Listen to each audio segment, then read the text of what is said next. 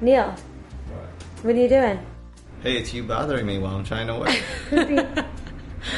Never seen that before. Neil, tell me what's going to happen in 6 weeks, and then I'll turn it off. What's going to happen? Remember. What? Getting married. We are? What day? Can't remember. I met Neil freshman year at Tufts University in 1998. We didn't really get romantically involved until about a year after we graduated. And we were both living in New York and sort of reconnected. So we were in this bar. It was late. We were the only two people in the bar. And he kissed me. And I was like, what are you doing? I just kept kissing her, and I think it worked out pretty well. For 6 or 7 months, we kind of were, off and on. He got back from a trip, and he called me, and he said, I'm going to El Salvador in a week. Let's go out Saturday night. And I was like, no, I can't, but I could do brunch Sunday if you want.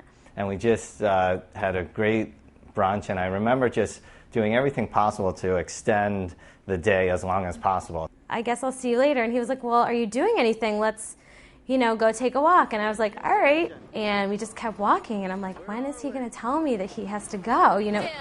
Bloomingdale's.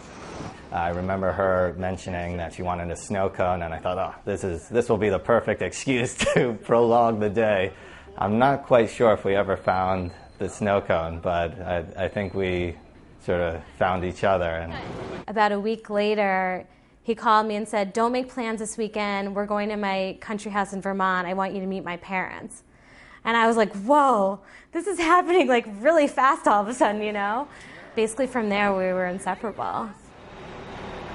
We moved in together in December of '06.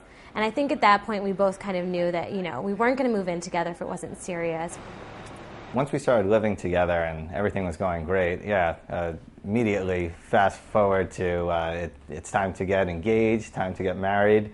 And the first thing I wanted to do was get Rick and Debbie's blessing. We were out in the Cape, and Rachel had gone out with a couple of friends, and I go to approach her parents, basically explain that how much I love their daughter, and that, if they granted me their blessing, I promised to take care of her for the rest of her life.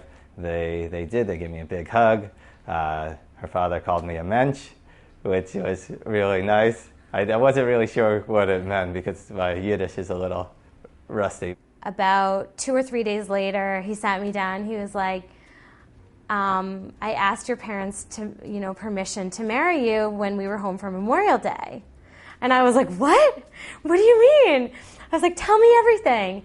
He said, the reason I'm waiting to propose to you is because I know that, you're a jewelry designer and you want a special ring, and, I was thinking that we could do the ring together. Her mentor, Stephen Grotell, who had really guided her in the development of her business, offered to help us design the most perfect ring.